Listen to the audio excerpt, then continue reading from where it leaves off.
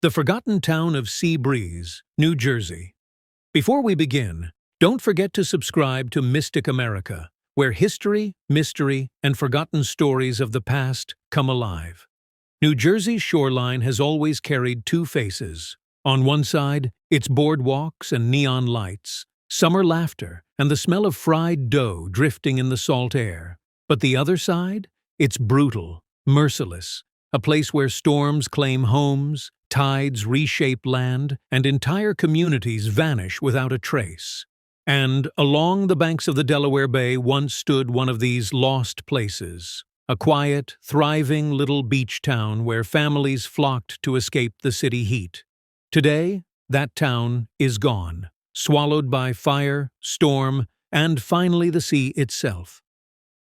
This is the haunting story of SeaBreeze, New Jersey, the town the ocean refused to spare. A resort built on promise. The story begins in 1887. Travel for city families in Philadelphia was expensive, often requiring long, tiring train rides. But SeaBreeze was different. A Civil War steamboat, refurbished and reborn as the John A. Warner, ferried guests straight across the bay, delivering them right onto its sandy shores. That same year, a massive 40-room hotel opened, the Warner House.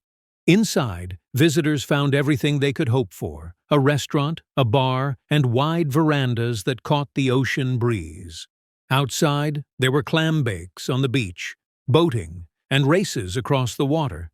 SeaBreeze quickly built a reputation as a hidden gem. Not as crowded or chaotic as Atlantic City, but alive with the promise of summer. For a time, it was the perfect little seaside escape. But SeaBreeze's beauty carried a flaw. It was fragile, always at the mercy of fire, storm, and the relentless tides. Fires, rumors, and the second hotel. The first disaster struck just 3 years after its golden beginning. In 1890, the Warner House burned to the ground in a devastating fire. But the town was not ready to give up. They rebuilt. A new structure rose from the ashes, the SeaBreeze Hotel. Larger, livelier, and during the Prohibition years, infamous. Rumors whispered through the shoreline that smugglers slipped whiskey onto its docks under the cover of darkness, and that inside, the hotel operated as a secret speakeasy. The isolated stretch of shoreline was perfect for it, too far from the authorities, but close enough to keep the customers happy. For decades, SeaBreeze carried on, even thriving in its own quiet way. But in the 1940s, tragedy returned. Another fire. The SeaBreeze Hotel was destroyed, and this time, there would be no replacement. The tavern and the storm. Even without a hotel, SeaBreeze clung to life. In the decades that followed, locals gathered at the SeaBreeze Tavern. More than just a bar, it was the town's anchor, a place where fishermen came in after long days, where families shared meals, and where neighbors leaned on each other through tough times. But in 1985, Hurricane Gloria arrived. The storm battered the shoreline, tore through the community, and destroyed the tavern. With it went the town's last symbol of survival. SeaBreeze never truly recovered. The relentless ocean. The real enemy, however, wasn't fire or even hurricanes. It was erosion. Year by year, storm after storm, the bay crept further inland. Homes that once stood safe and dry found themselves closer and closer to the waves. Foundations cracked, roads crumbled, and docks were dragged into the sea. In 2006, a seawall was built to try and save what remained. But the effort was too late. By 2010, the remaining residents were faced with an impossible choice: sell their homes to the state or stay and watch the ocean devour them piece by piece. Most chose to leave, and with their departure, SeaBreeze became what it is today. An empty place, slowly dissolving into the tide. The haunting silence. If you visit SeaBreeze now, you won't find hotels, restaurants, or summer crowds. Instead, you'll see crumbling roads that end abruptly at the water's edge. Broken docks, jutting like bones from the bay. Empty foundations of houses that once held laughter and life. The state has since converted the land into a wildlife refuge. Nature, in the end, reclaimed what had always belonged to it. But some say the town isn't finished telling its story.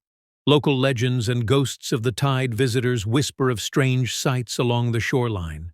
Flickering lights over the water, shadowy figures near the abandoned docks. Some claim they've heard voices carried by the waves, or music faintly drifting where no bar or hotel stands anymore. And then there's the strangest legend of all. Old-timers say that after heavy rains, when the bay floods, the old town briefly returns. They swear you can see the reflections of homes long gone, roads that no longer exist, and the faint outline of a community swallowed by time. Whether it's a trick of the tide or something stranger, no one knows. But for those who remember, SeaBreeze never truly disappeared. A town. Remembered today, SeaBreeze exists only in memory. A beach town born with promise, battered by storms, and finally claimed by the sea. Its story is told in fading photographs, in postcards of summers long past, and in the hushed voices of those who still recall its final days. Like so many places along America's coast, SeaBreeze reminds us of a simple truth. Nothing built by man can stand forever against the power of nature. But perhaps that's what makes these places unforgettable.